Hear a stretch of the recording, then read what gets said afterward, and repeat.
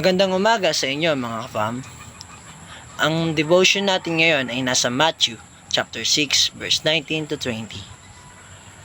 Sabi dito, huwag kayong mag-ipon ng kayamanan para sa inyong sarili dito sa mundo dahil dito ay may mga insekto at kalawang nasisira sa inyong kayamanan at may mga magnanakaw na kukuha nito.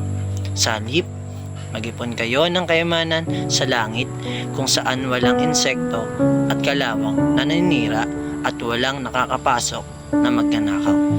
Sinasabi sa verse na ito, huwag tayong mag-ipon ng kayamanan dito sa mundo dahil dito sa mundo ang ating kayamanan ay hindi tumatagal at pwedeng itong manakaw at lalong hindi natin itong madadala sa kaharian ng Diyos. Kaya mag-ipon tayo ng kayamanan sa pamamagitan ng ating pananampalataya at sa mabubuting gawa. Kaya matuto po tayong mag-invest sa ating Panginoon upang makatanggap tayo ng gantimpala sa Kanya. Hanggang dito na lang po. Thank you for watching and God bless you. Bye!